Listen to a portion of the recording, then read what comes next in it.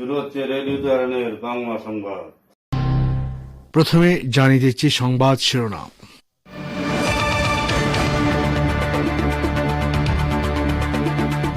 গাজা যুদ্ধে বিজয়ে অবদান রাখায় ইরান, লেবাননের হিজবুল্লাহ, ইয়েমেনের সশস্ত্র বাহিনী ও ইরাকি প্রতিরোধ যোদ্ধাদের প্রতি কৃতজ্ঞতা জানিয়েছে হামাস।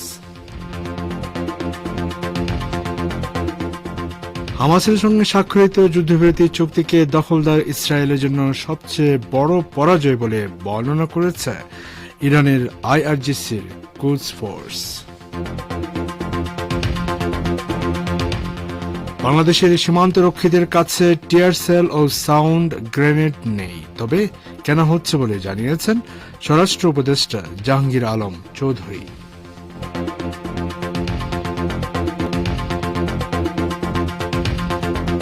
এবং ভারতের হিন্দুত্ববাদী দল শিবসেনার এমপি সঞ্জয় রাউত বলেছেন, শেখ হাসিনা সহ সব বাংলাদেশিকে ভারত থেকে বের করে দেওয়া উচিত।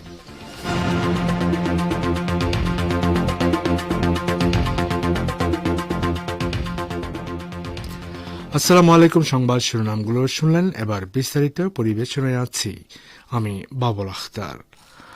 গাজা যুদ্ধে ইহুদিবাদী ইসরায়েলের বিরুদ্ধে বিজয়ী হওয়ার পেছনে অবদান রাখার জন্য ইরান, লেবাননের হিজবুল্লাহ, ইয়েমেনের সশস্ত্র বাহিনী ও ইরাকি প্রতিরোধ যোদ্ধাদের প্রতি কৃতজ্ঞতা জানিয়েছে ফিলিস্তিনের ইসলামী প্রতিরোধ আন্দোলন হামাস।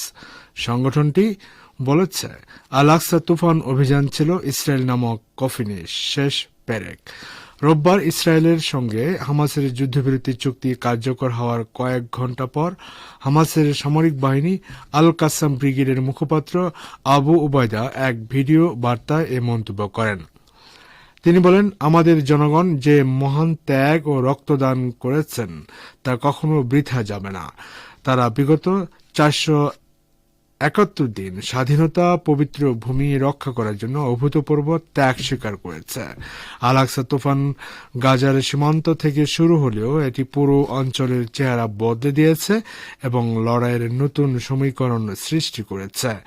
তিনি বলেন, এই যুদ্ধ নতুন নতুন যুদ্ধক্ষেত্র খুলে দিয়েছে এবং দখলদার শক্তিকে আন্তর্জাতিক মিত্রদের কাছে সাহায্যের জন্য ছুটে যেতে বাধ্য করেছে। আল আকসা তুফান অভিযান বিশ্বকে জানিয়ে দিয়েছে যে ইসরায়েলি দখলদারিত্ব একটি বড় মিথ্যা এবং এর প্রভাব পুরো অঞ্চলে পড়বে। ইরানের ইসলামী বিপ্লবী গার্ড বাহিনী বা আইআরজিসির কুদস ফোর্সের commander brigadier general Ismail Kayani ফিলিস্তিনের ইসলামী প্রতিরোধ আন্দোলন হামাসের সঙ্গে স্বাক্ষরিত যুদ্ধবিরতি চুক্তিকে দখলদার ইসরায়েলের জন্য সবচেয়ে বড় পরাজয় বলে বর্ণনা করেছে। গাজায় যুদ্ধবিরতি কার্যকর হওয়ার পর তিনি রোববার তেহরানে এক বক্তব্যে বলেন, ইহুদিবাদী ইসরায়েল তার দৈন্য পীড়িত জীবনে এত বড় পরাজয়ের স্বাদ আর কখনো পায়নি। তেল আবিব গাজায় তার কোনো লক্ষ্য অর্জন করতে পারেনি বলেও তিনি মন্তব্য করেন। জেনারেল কায়ানি বলেন, রক্তপিপাসু ও শিশু হত্যাকারী ইহুদিবাদী সরকার 15 মাস নির্যাতিত ফিলিস্তিনি জনগণের ওপর বিরামহীন অপরাধের যোগ্য চালানোর পর আজ এমন একটি যুদ্ধবিরতি মেনে নিতে বাধ্য হয়েছে যা তার জন্য চরম অবমাননাকর। তিনি বলেন, গাজা যুদ্ধের শুরু থেকেই হামাসের পক্ষ থেকে বর্তমান চুক্তিটি তুলে ধরা হচ্ছিল, কিন্তু এতদিন ইসরায়েল সরকার তা মেনে নেয়নি। তবে সামরিক উপায়ে কিছু অর্জন করতে ব্যর্থ হয়ে শেষ পর্যন্ত তাকে সেই চুক্তিটি মেনে নিতে হয়েছে।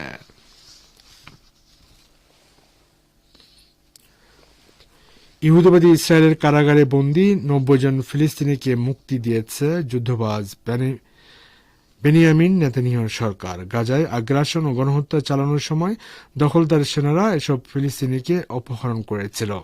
গতকাল থেকে যুদ্ধবিরতি কার্যকর হয়। এর আওতায় প্রথম দিনেই ইহুদিবাদী ইসরায়েল অধিকৃত পশ্চিম তীরের অফের কারাগার থেকে এই 90 ফিলিস্তিনিকে মুক্তি দেয়।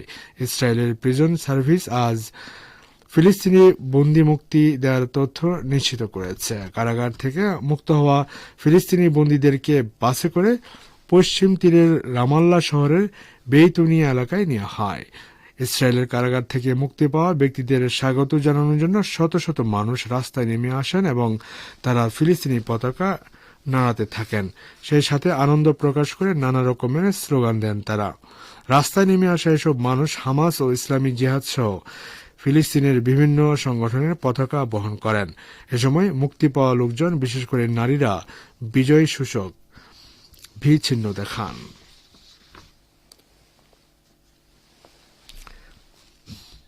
এদিকে ফিলিস্তিনের ইসলামী প্রতিরোধ আন্দোলন হামাস গাজা উপত্যকায় আটক 3 ইসরায়েলি নারী সেনাকে মুক্তি দিয়েছে এবং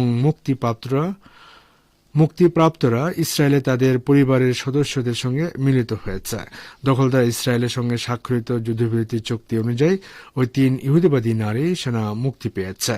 গতকাল এমিলি ডেমারি, ডরন স্টেনব্রেচার ও রমি গনেনকে মুক্তি দেয় হামাস। গাজা সিটির সারায়া স্কোয়ারে হাজার হাজার ফিলিস্তিনের উল্লাস ও হর্ষধ্বনির মধ্যে 3 ইসরায়েলি নারী সেনাকে রেডক্রস কর্মকর্তাদের হাতে তুলে দেয় হামাস। সংগঠনটির পক্ষ থেকে প্রকাশিত এক ভিডিওতে দেখা যায়, রেড ক্রসের হাতে তুলে দিতে নিয়ে যাওয়ার সময় 3 ইসরায়েলি তরুণীকে একটি করে গিফট ব্যাগ ও একটি করে সার্টিফিকেট দেন হামাস যোদ্ধারা। এ সময় 3 জনকেই হাস্যোজ্জ্বল ও সম্পূর্ণ সুস্থ দেখা যায়। রেড ক্রসের কর্মকর্তারা তাদেরকে নিয়ে ইসরায়েলি বাহিনীর হাতে তুলে দেন। দখলদার সেনারা মুক্তিপ্রাপ্ত 3 ইসরায়েলি নারীকে একটি হাসপাতালে প্রাথমিক স্বাস্থ্য পরীক্ষা শেষে তাদের নিজ নিজ পরিবারের হাতে তুলে দেয়। শ্রোতা বন্ধুরা, আপনার বিশ্ব সংবাদ শুনছেন রেডিও তেহরান থেকে, আর প্রচারিত হচ্ছে বাংলাদেশ ভারতে একযোগে 25 মিটার ব্যান্ডে। বর্ডার গার্ড বাংলাদেশ বিজিবি জন্য টিয়ারসেল ও সাউন্ড গ্রেনেড কেনা হচ্ছে বলে জানিয়েছেন অন্তর্বর্তী সরকারের স্বরাষ্ট্র উপদেষ্টা লেফটেন্যান্ট জেনারেল অবসরপ্রাপ্ত জাহাঙ্গীর আলম চৌধুরী। আজ সচিবালয়ে আইন শৃঙ্খলা সংক্রান্ত উপদেষ্টা কমিটির সভা শেষে আয়োজিত সংবাদ সম্মেলনে স্বরাষ্ট্র উপদেষ্টা একথা জানান। সাংবাদিকদের তিনি বলেন, অনেকে প্রশ্ন করেন সীমান্তে বিজিবি কেন সাউন্ড গ্রেনেড, টিয়ারসেল ছোড়েনি। এগুলো তো বিজেপির কাছে নেই, তাদের কাছে তো সব লিথাল উইপেন, প্রাণঘাতী অস্ত্র, তারা ওটা ব্যবহার করতে পারেনি। আমরা এখন তাদের অনুমতি দিয়েছি এবং খুব তাড়াতাড়ি তাদের জন্য সাউন্ড গ্রেনেড, টিয়ারসেল জিনিসগুলো কেনা হবে। এক প্রশ্নের জবাবে সীমান্ত এখন স্থিতিশীল অবস্থায় আছে জানিয়ে উপদেষ্টা বলেন, বড় ধরনের কোনো সমস্যা সেখানে নেই। সম্প্রতি চাঁপাইনবাবগঞ্জের কিরণগঞ্জ সীমান্তে ফসল কাটা নিয়ে 2 দেশের সীমান্তবর্তী এলাকার বাসিন্দাদের মধ্যে বাকবিতণ্ডা বাধে। এক পর্যায়ে বিএসএফ বাংলাদেশ সীমান্তের দিকে সাউন্ড গ্রেনেড ও টিয়ার শেল নিক্ষেপ করলে উত্তেজনা ছড়িয়ে পড়ে। বিজেপি তখন পাল্টা এ ধরনের অস্ত্র ব্যবহার করতে পারেনি।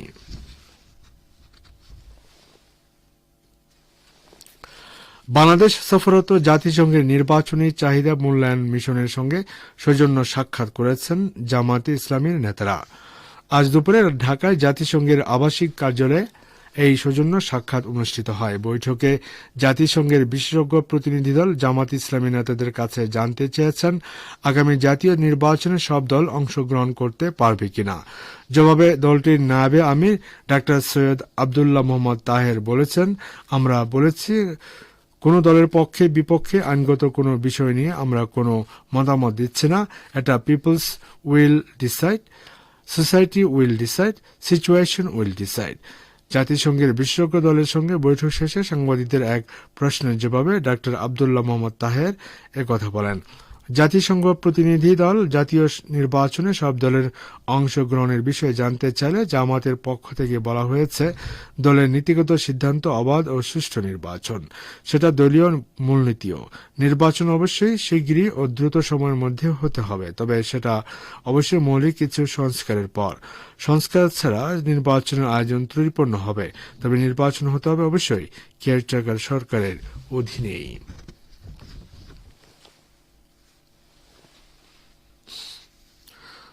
ভারতের হিন্দুত্ববাদী দল শিবসেনার এমপি সঞ্জয় রাউত বলেছেন, ভারত থেকে সব বাংলাদেশিকে বের করে দেওয়া উচিত। এটা শুরু হওয়া উচিত শেখ হাসিনাকে দিয়ে। যাকে দেশে আশ্রয় দেওয়া হয়েছে।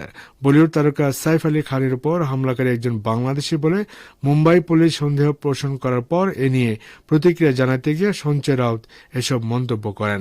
সাইফ আলী খানের উপর হামলাকারী সম্পর্কে প্রশ্ন রেখে সঞ্জয় রাউত বলেন, কে বলেছে তিনি বাংলাদেশি? বিজেপি। তারা দাবি করছে সাইফ আলী খানের উপর হামলা একটি আন্তর্জাতিক ষড়যন্ত্র। আন্তর্জাতিক ষড়যন্ত্র কি?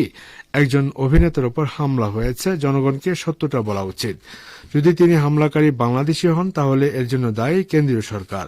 এটা অমিত শাহর দায় এবং এর জন্য তার পদত্যাগ করা উচিত।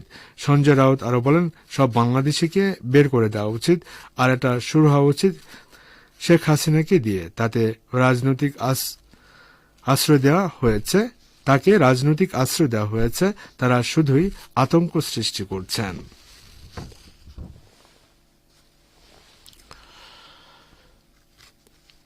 এদিকে ভারতের পশ্চিমবঙ্গের রাজধানী কলকাতার আরজিকর হাসপাতালে কর্তব্যরত অবস্থায় এক নারী চিকিৎসকের ধর্ষণ খুনের মামলায় অভিযুক্ত সিভিক ভলান্টিয়ারকে আমৃত্যু কারাবাসের শাস্তি দিয়েছে আদালত।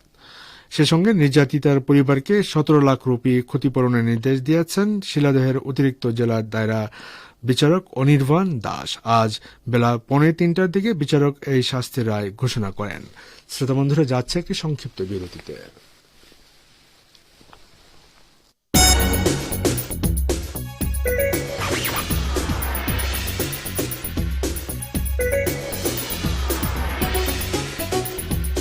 রেডিও তেহরান, খবরের সঙ্গে 24 ঘন্টা।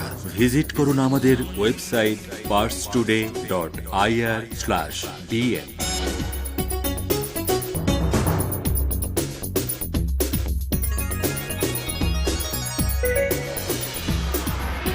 ফিরছি বিশ্ব সংবাদে। গাজা উপত্যকার দখল না করলে নেতানিয়াহুর নেতৃত্বাধীন ইহুদিবাদী ইসরায়েল সরকারকে ক্ষমতাচ্যুত করার হুমকি দিয়েছেন উগ্র ডানপন্থী মন্ত্রী বেজালেল স্টোটরিচ। তিনি রোববার গাজায় যুদ্ধবিরতি কার্যকর হওয়ার পর আর্মি রেডিওকে দেয়া এক সাক্ষাৎকারে এই হুমকি দেন।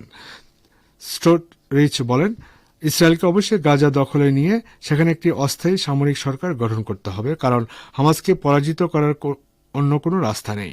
গাজা যুদ্ধের শুরু থেকে হামাসের সঙ্গে যুদ্ধবিরতি চুক্তি করলে পদত্যাগ করার হুমকি দিয়ে আসছিলেন নেতানিয়াহুর মন্ত্রিসভার দুই উগ্র ডানপন্থী সদস্য স্টোটরিচ ও বেন গাভির। রোববার নিজের প্রতিশ্রুতি অনুযায়ী বেন গাভির পদত্যাগ করলেও নিজের পদ এখনও ছাড়েননি স্টোটরিচ। শ্রোতা বন্ধুরা, আর এর সঙ্গে শেষ করছি রেডিও তেহরান থেকে বিশ্ব সংবাদ। সঙ্গে থাকার জন্য অনেক অনেক ধন্যবাদ।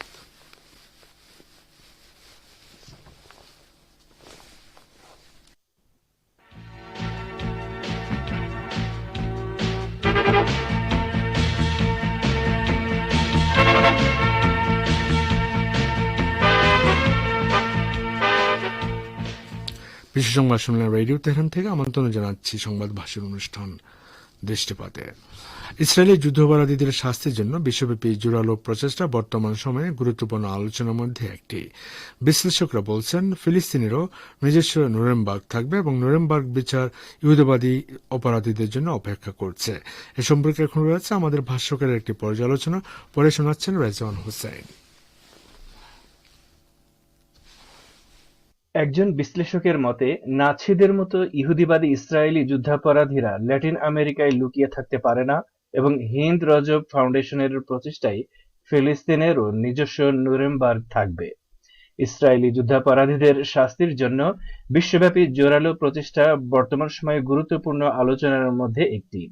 ফারা কোতাইনে একটি প্রবন্ধে এই প্রসঙ্গে লিখেছেন, আপনি যদি 1945 সালে যুদ্ধাপরাধের অভিযোগে গ্রেফতার থেকে বাঁচতে আর্জেন্টিনায় পালিয়ে যান শিরোনামটি পড়তেন, তাহলে নুরেমবার্গ বিচারের সময় জার্মানি থেকে লাতিন আমেরিকায় পালিয়ে যাওয়া নাৎসি যুদ্ধাপরাধীদের কথা আপনি জানতে পারেন। এখন 80 বছর পর একই রকম একটি শিরোনাম প্রকাশিত হয়েছে, কিন্তু এবার এটি গাজায় মানবতা বিরোধী অপরাধ এবং গণহত্যার অভিযোগে গ্রেফতার এড়াতে আর্জেন্টিনায় পালিয়ে যাওয়া ইসরায়েলি সৈন্যদের নিয়ে। 76 বছর আগে ইসরায়েল প্রতিষ্ঠার পর থেকে পশ্চিমা বিশ্ব ইসরায়েলের জন্য সবচেয়ে জঘন্য এবং অকল্পনীয় অপরাধযজ্ঞের জন্য দায়মুক্তির সংস্কৃতি তৈরি করেছে। কিন্তু সাম্প্রতিক দিনগুলোতে এই দীর্ঘমেয়াদী রোগ প্রতিরোধ ক্ষমতা ভেঙে পড়তে শুরু করেছে। গত সপ্তাহেই ইসরায়েলের পররাষ্ট্র মন্ত্রণালয় যুদ্ধাপরাধের সন্দেহে ওয়ান্টেড ইসরায়েলি সৈনিক জুবাল ভাগদানির ব্রাজিল থেকে আর্জেন্টিনা এবং শেষ পর্যন্ত ইসরায়েলি পাচার অভিযান পরিচালনার নির্দেশ দেয়। গাজায় যুদ্ধাপরাধের তদন্ত এবং বিচার এড়াতে ওয়াগদানিকে সাহায্য করার জন্য এই পদক্ষেপ নেওয়া হয়েছিল। জুবাল বাগদান গাজায় যুদ্ধ শেষে ব্রাজিলে ছুটি কাটাতে গিয়েছিলেন, আর এ সময় হিন্দ রজব ফাউন্ডেশন বা HRF ব্রাজিলীয় কর্তৃপক্ষের কাছে তার যুদ্ধাপরাধের বিষয়ে পর্যাপ্ত প্রমাণ সংগ্রহ এবং উপস্থাপনের জন্য দায়িত্বপ্রাপ্ত ছিল। এখানে যে বিষয়টি উল্লেখ করার বিষয় তা হচ্ছে তার যুদ্ধাপরাধের প্রমাণের বেশিরভাগই এসেছে ওয়াগদানির মাধ্যমে সোশ্যাল মিডিয়ায় প্রকাশিত বিষয়বস্তু থেকে, যেখানে তিনি ফিলিস্তিনিদের উপর ইসরায়েলের গণহত্যায় তার অংশগ্রহণের কথা গর্বের সঙ্গে বলেছিলেন। যে সপ্তাহে ইসরায়েলি কর্তৃপক্ষ ব্রাজিল থেকে জুবাল ওয়াগদানিকে পাচার করে, সেই সপ্তাহেই চিলির 620 জনেরও বেশি আইনজীবী আরেক ইসরায়েলি সৈনিক স্যার হিরশরেনের গ্রেফতারের দাবি জানান। গাজা গণহত্যার সময় 749 ব্যাটালিয়নে কর্মরত হিরশরেন সেই সময় চিলির পাতাগোনিয়া অঞ্চলে ছুটি কাটাচ্ছিলেন। আইনি অভিযোগে তার বিরুদ্ধে ইচ্ছাকৃতভাবে গাজার আবাসিক এলাকা, সাংস্কৃতিক স্থান এবং প্রয়োজনীয় সুযোগ-সুবিধা ধ্বংস করা, অমানবিক, নিষ্ঠুর এবং অবমাননাকর কাজ করা এবং জাতিগত নির্মূল এবং জনসংখ্যার জোরপূর্বক বাস্তুচ্যুতি ঘটানোর অভিযোগ আনা হয়েছে। এই অভিযোগগুলো হিন্দ রজব ফাউন্ডেশনের মাধ্যমে সরবরাহ করা প্রমাণ দ্বারা সমর্থিত ছিল। এক সংবাদ সম্মেলনে হিরশরনের গ্রেফতারকে সমর্থনকারী চিলির আইনজীবীদের একজন নেলসন হাদ্দাদ এই পদক্ষেপে জরুরি প্রয়োজনীয়তার উপর জোর দিয়ে বলেন, হিরশরন পালানোর চেষ্টার আগে তাকে গ্রেফতার করা উচিত। মাত্র 2 দিন আগে হিন্দ রজব ফাউন্ডেশন ইসরায়েলি সৈনিক বয়েজ বেন ডেভিডের বিরুদ্ধে গাজায় গণহত্যার অভিযোগ এনে সুইডেনে আরেকটি মামলা দায়ের করেছে।